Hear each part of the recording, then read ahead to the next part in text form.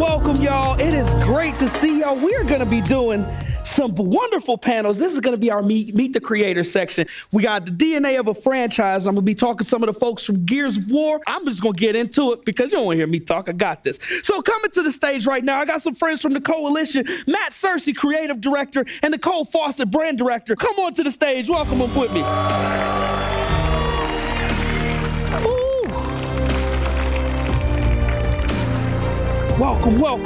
Welcome, baby. Ooh, y'all feel good after them doggone trailers and a deep dive? I love it. Please have a seat. First and foremost, man, I want to thank y'all for being here. It's nothing like that day where you get to show everybody where you're working on the thing. I'm going to just get right into the questions because I got a lot of them and not a lot of time to do it. Now, both of these games, both in Gears of War E-Day and in Black Ops 6, we are dealing with very specific time periods and new chapters in games that have been around for a while. There's a lot of history, a lot of legacy, a lot of love and community participation, all the great stuff. How do you balance bringing in a lot of that old, a lot of that history, a lot of the stuff that people love with the new chapters in the thing? All right, on the E-Day side, man, you gotta tell me, especially with that very specific time period, how are you balancing going back that far in the timeline of the series, but also like bringing that new, that interesting and yeah. Well, I guess we can tell a little bit of a story about how we got there, and it has like new and obviously reflection of the old in it. Basically, you know, when we finished Gears 5, we actually shipped a bunch of stuff. We shipped Tactics, Hive Busters, New Game Plus, a bunch of things. And when we got to the end of it, we were like in a pandemic, just like everybody else was.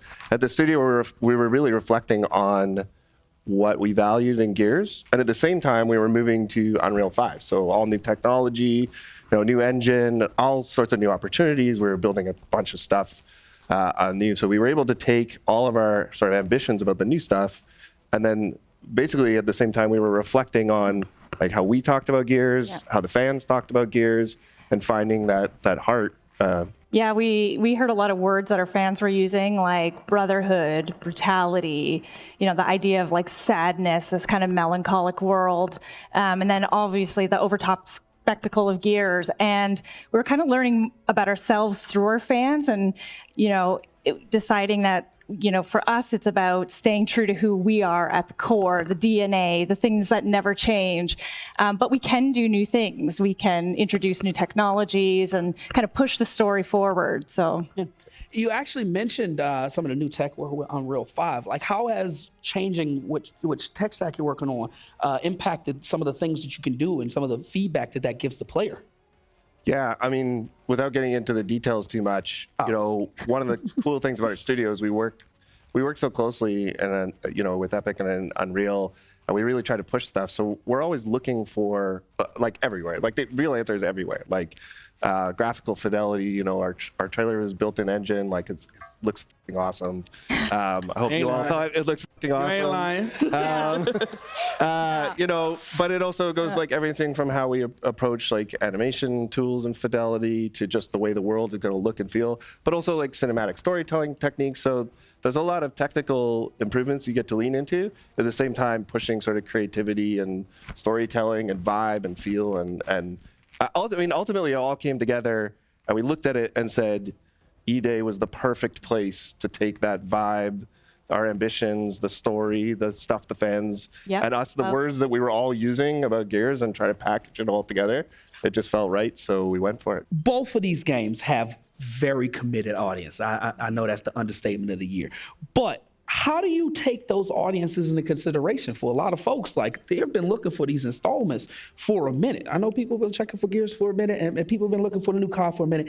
How do you deal with a lot of that fan expectancy, that hey, what your people are kind of hoping for? How do we address that, especially when coming into a new chapter? Yeah, well, we care a lot about people's emotional connections to the fans, to the characters in the game. We know people get Gears tattoos. I'm sure there's some guys in here that maybe have some Crimson Omen tattoos or other Gears of War tattoos. It's a big deal, and the connection that they've made playing the games is just something that we don't take for granted. So bringing back Marcus and Dom and, making sure that we're really respecting their memories that they've made, whether it's just playing the game or, the friends that they've made along the way and co-op campaign, that's just kind of what we care about as a team, and it's what we talk about all the time, and we just don't take that lightly as stewards of the franchise. Of course. Anything we want to toss on that, I think that's it. Like, it's about trying to deliver something new and also what drew people to the franchise at the same time. Yeah, that's an interesting connection between like zombies and Gears, is that you're inhabiting characters and also playing with your friends and going on these like shared journeys and stories that sort of involve you and the people in the game. It's pretty cool. It's like when you see how they react, like you might bond closer to this character more than that character based on their reactions, which is really cool. I'm not gonna lie, when Marcus looked like he was gonna fall over, I'm like, no, I'm my boy. And then it came down to Brotherhood. Yeah, that's You didn't my really jam. think he was gonna fall in that hole, did you? I'm not. I was on Very different pins and game. needles, okay? Just let me have this, all right? Let me have this. All right. Look, one of the things that I love, especially as a developer, is being able to watch out for some of those personal touches in the game. And I think for me, that's a very humanizing element. It's always nice to remember that the people making these things are often fans. A lot of them are like, I'm excited for this game too. I'm curious if there are any like personal touches that y'all got. What are some of the things that your folks did, their signatures that they put on the game? If you can share. Yeah, I mean, I think it's inevitable. You've got hundreds of people that are working there because they're passionate about their craft. They're passionate about the franchise they're working on. They're building relationships in the studio and they're bringing things to it. But without getting like into specifics, I think for us, especially in Gears, we found that the themes of Gears, like the ones that ring true around brotherhood and burden, loyalty, trust, things that we use in our story actually, they're all things we all experience all the time. So as we've been building out the story of E-Day and building out the game, you hear all these sort of references to people in our studio's lives, things they've gone through.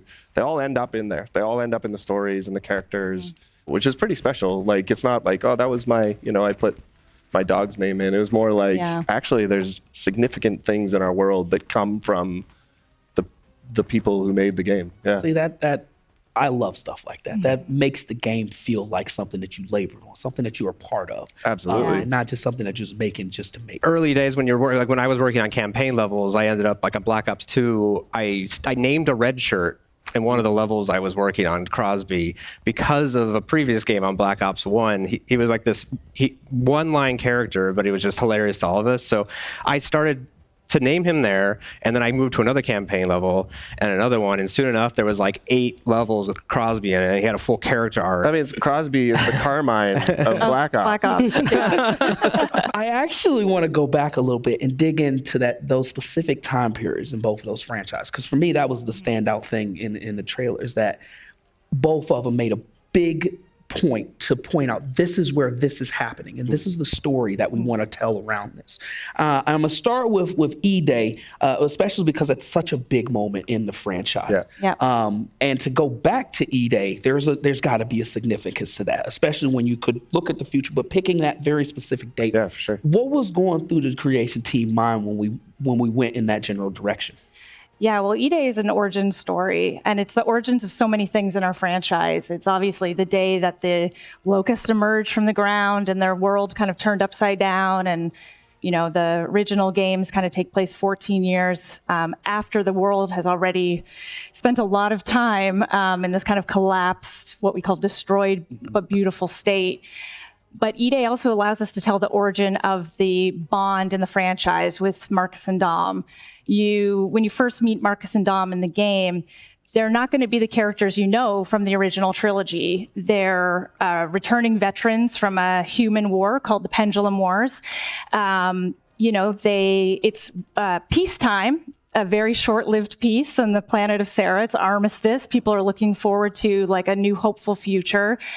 And they've also experienced some loss and grief between them. So Dom's brother, Carlos, has passed away in the Pendulum Wars, and he was Marcus's best friend. So the bond that you know of Marcus and Dom as these like rock solid brothers to the end, all that sort of thing, they're not quite there yet. And so I know. So there's like a bit of a vulnerability as they, kind of navigate that grief, that gap in their life, while facing everything that's going on while this kind of world is crumbling around them. I want to know what you got final thoughts to leave the people with before they get a chance to do their own research and digging. Give me something. Come on. I mean, we're stoked to be back. Like, it's been a while. Yes. We're so excited to be here. Nicole and I are here representing an amazing team back at the Coalition. Yeah. I feel really privileged to be here for, speaking for them, but also, always we're here for the fans as well.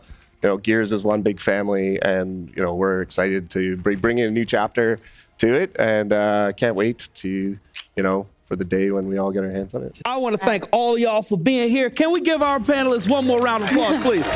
Thank y'all. Get out of here. Thank you, Ron.